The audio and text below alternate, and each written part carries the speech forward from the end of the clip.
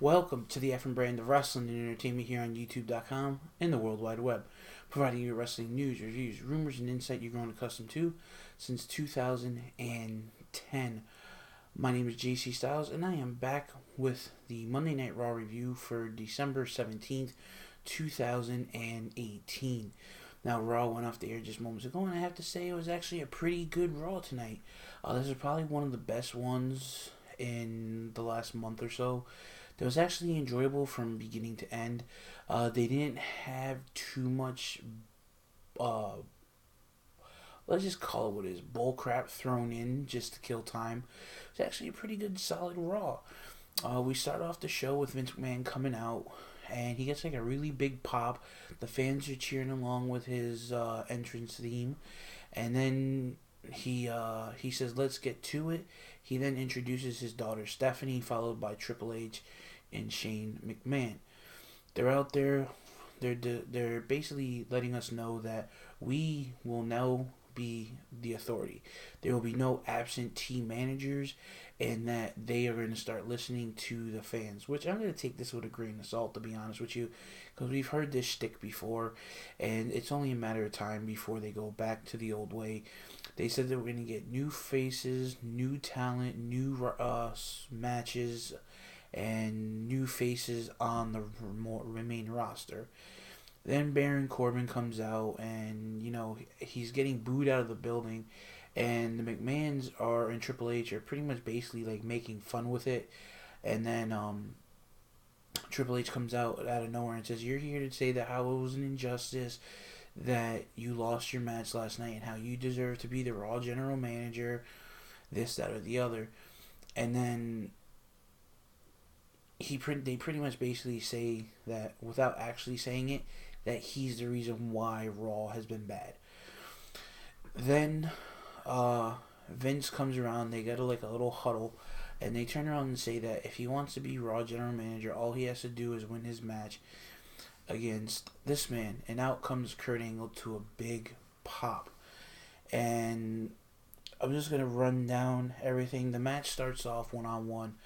Then they come out and they say that it's going to be a handicap match, a 4-on-1 handicap match, with a special guest referee, Heath Slater.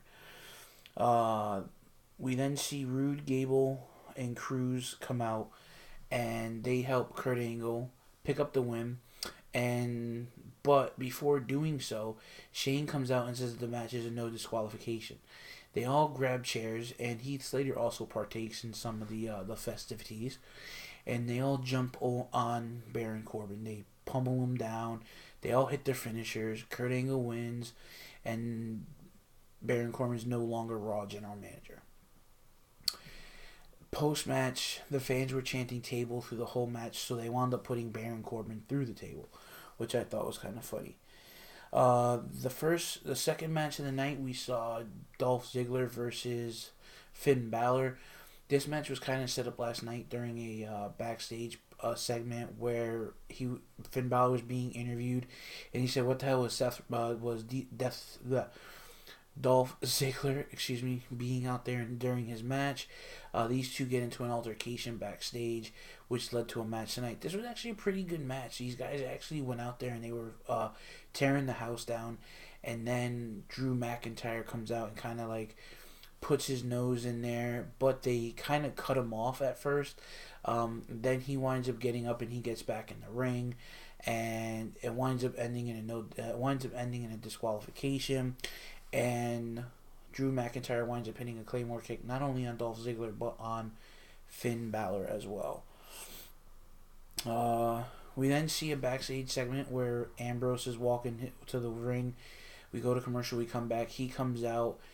He talks about how he told all of us that he was going to be the new Intercontinental Champion, and how he took the thing that was most precious to Seth Rollins. He then went on to say that he's not done with Seth Rollins, that there's more to take. He poked fun at Seth Rollins a month ago being a double champ, and now he has no gold. He then says that, "Why don't we start a new thing and open Intercontinental Championship open? Anyone who wants it to challenge the champ that's not named Seth Rollins coming out." And at first, when Ambrose was doing this, he was calling out Seth Rollins, but Seth Rollins didn't come out. Hindsight, because he was actually dressed up as one of the guards that came out with the Dean Ambrose. But Tyler Breeze actually stepped up and actually held his own. He actually looked pretty good. He took Dean to his limits, but at the end result, Dean Ambrose won by hitting the Dirty Deeds 1, 2, 3, and is still the Intercontinental Champion.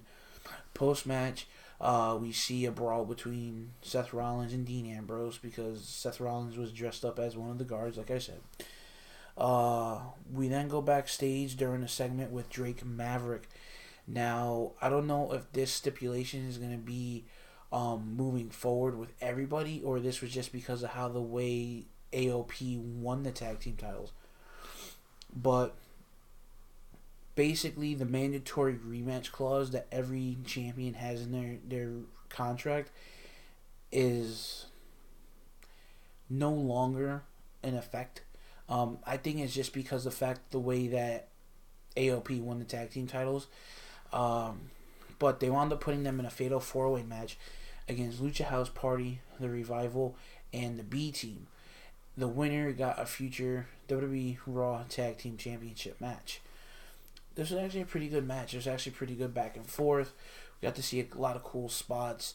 But the Revival finally getting what they deserve, an actual chance at the Tag Team Championships at a future date. They hit the Shatter Machine on Bo Dallas and picked up the win. We then take a look at the new talent that's coming to the WWE, which they're part of WWE already in NXT, but I guess part of the main roster. Excuse me. We see a little promo package for Lars Sullivan, Lacey Evans, Heavy Machinery, Nikki Cross, and EC3. Honestly, in my opinion, I'd much rather see EC3 stay down in NXT for a little while. I really haven't been impressed with him since he came back to the WWE.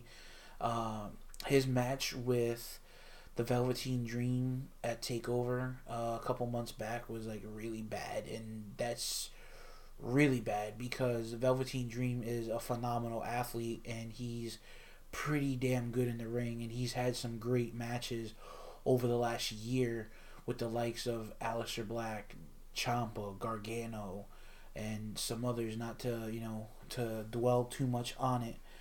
We then go into a segment where Bobby Lashley and Lio Rush pretty much basically take a page out of Elias's book. They talk about the greatest song ever played was when they bashed the guitar over Elias's back. And yes, I'm wearing my Walk with Elias shirt. But we then go after the Revival win. We go into I'm sorry, I jumped the gun there. But we then go into a Seth Rollins segment backstage, and pretty much basically Baron Corbin is blaming Seth Rollins for the McMahons being on Raw this week, and pretty much basically kept poking Rollins, and Rollins just wound up decking him in the mouth. And we then see two returning promos. One, we saw Sami Zayn's coming back soon, and same with Kevin Owens. I don't know if they're going to come back to Raw. I can imagine them probably being entrants in the Royal Rumble. The same with Lars Sullivan and some of these other talent that are coming up from NXT. We then go into Ronda Rousey talking about what it takes to be a champion, what makes a champion, what makes a champion. Champion isn't just something that you put in front of your name. It's not a title. It's not a label. It's something that you are, how you carry yourself, things that other. And she then comes around and starts that she wants to start a new tradition. And no matter how hurt or how badly she is in condition she's in, she wants to defend her championship in an open challenge. We then go backstage and we see all the women fighting to get a chance at facing Ronda for the championship. And then Stephanie winds up bringing all the women out and says that there's going to be a 8-woman gauntlet. The winner will face Ronda Rousey next week on Monday Night Raw. And this was actually a pretty damn good gauntlet. I'm not going to lie. I was actually impressed with a lot of the women tonight. We start off with Bayley versus Alicia. We then see Bayley defeat Alicia and then faces off against Dana Brooke. Then Bayley defeats Dana, goes up, advances against Mickie James. Mickie James winds up knocking off Bayley. Then we see Mickie face Ember Moon. Ember Moon defeats Mickie, and then Ember faces off against Natalya. Natalya advances to face Ruby Riott. Now, at first, I thought this match was going to wind up being Ruby Riott, then one of the other members of the Riott Squad, but that was not the case. This was actually the second best match of the women's gauntlet. Then she winds up picking up the win over Ruby Riott and then faces off against Sasha Banks, and this was probably match of the night. These two left it all out in the ring. Was really, really into this match. I really wish that would kind of been a match on a pay-per-view, because man, that would have been match of the pay-per-view, to be honest with you. Probably match of 2018.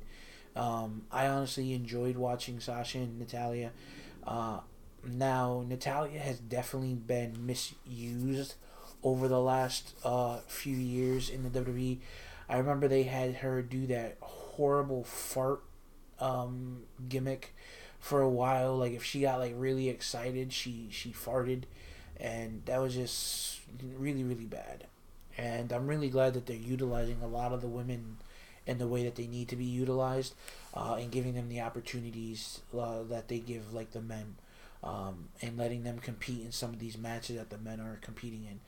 But Natalya winds up picking the win, hard fought win, over Sasha. Then post match we see Ronda come out, and she gives Natalya a hug, says congratulations, shakes her hand, raises her hand, and this is how we end Monday Night Raw. Now, guys, please, if you haven't seen it, go check out my TLC review. It is up live as of last night. And I also, for those of you that are just checking me out, for us out here for the first time at the FM brand, please don't forget to subscribe, share this video, like this video, and click the bell so you can get notification on when we upload new content. I will be back tomorrow night with a SmackDown review. And I'm probably going to get back on to reviewing NXT as well. And I do want to apologize in advance. Thursday I will not be able to review Tribute to the Troops because I will be working till 11 o'clock that night. So I will not be doing a Tribute to the Troops review.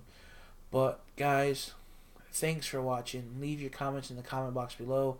Let me know what your thoughts of the whole Vince McMahon shaking things up.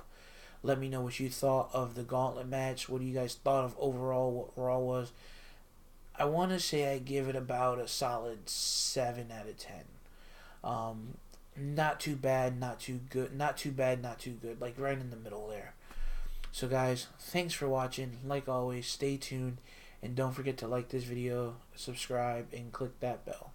Thanks for watching, and I'll see you tomorrow night for the SmackDown review.